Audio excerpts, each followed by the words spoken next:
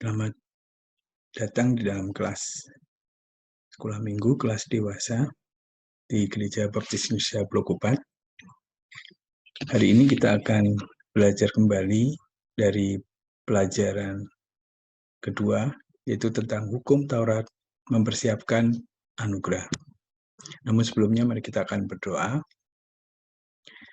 Tuhan Yesus yang ada di dalam surga, pada saat ini kami datang padamu untuk mengucap syukur dan terima kasih karena Tuhan memberikan kesempatan pada kami untuk dapat kembali belajar kebenaran firman-Mu bersama-sama di kelas dewasa sekolah minggu di Gereja Baptis Indonesia Blok 4.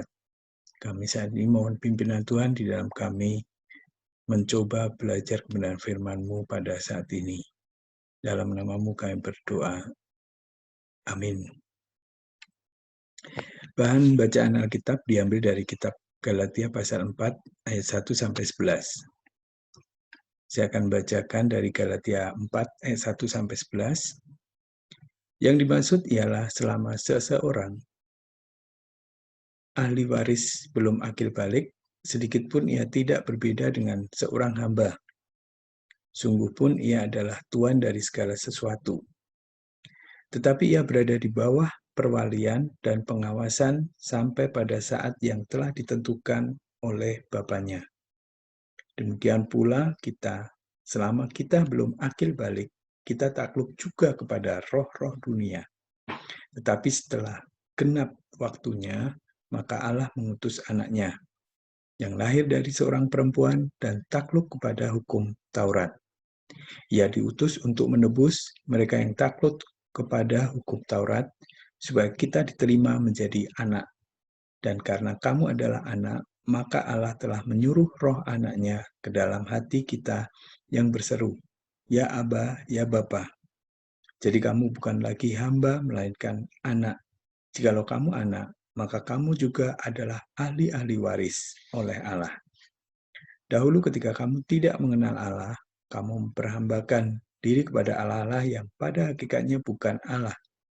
Tetapi sekarang sudah kamu mengenal Allah, atau lebih baik sesudah kamu dikenal Allah, bagaimanakah kamu berbalik lagi kepada roh-roh dunia yang lemah dan miskin dan mau mulai memperhambakan diri lagi kepadanya?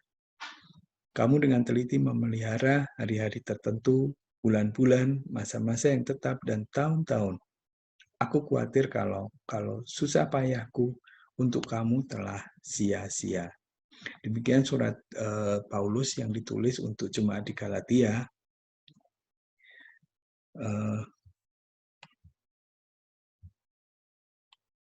Sejarah kemerdekaan Indonesia diwarnai dengan perjuangan para pahlawan nasional. Mereka mengorbankan nyawa untuk merebut kemerdekaan, bertempur melawan penjajah dengan semboyan hidup atau mati.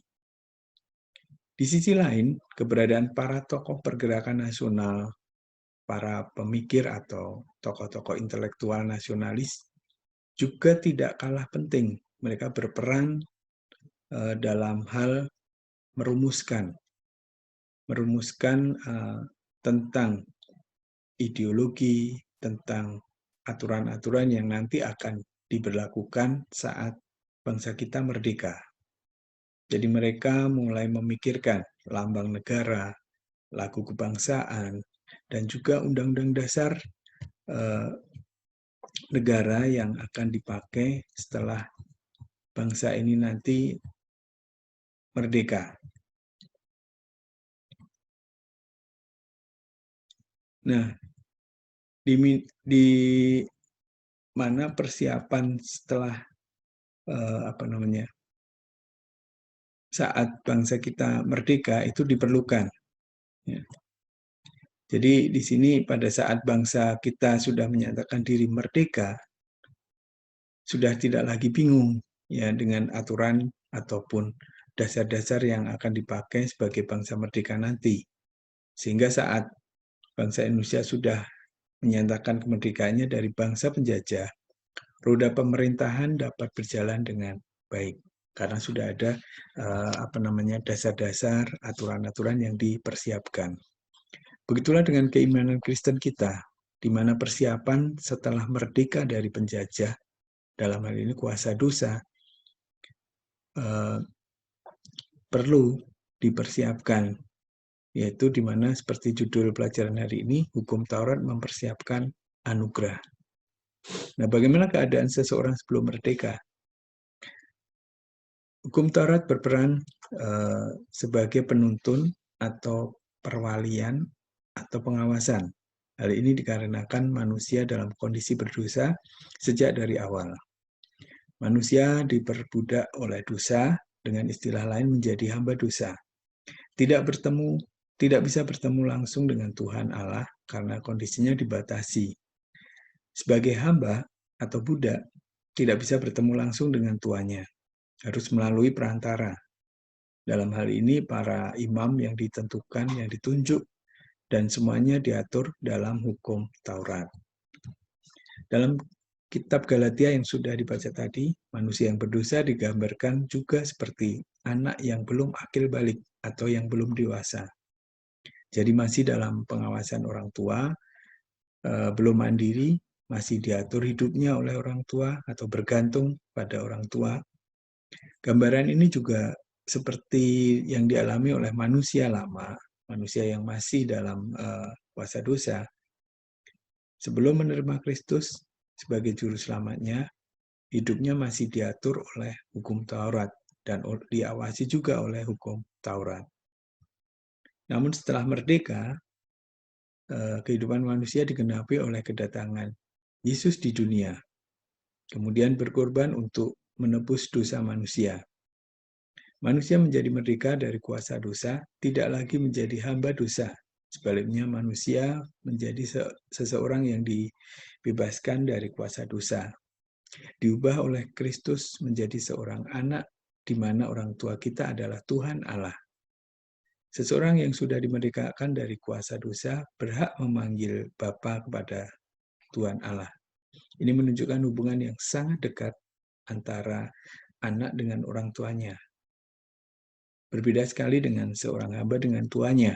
Hamba yang sudah merdeka digambarkan seperti seorang anak tadi yang sudah akil balik atau dewasa, sehingga sudah siap menerima warisan dari orang tuanya.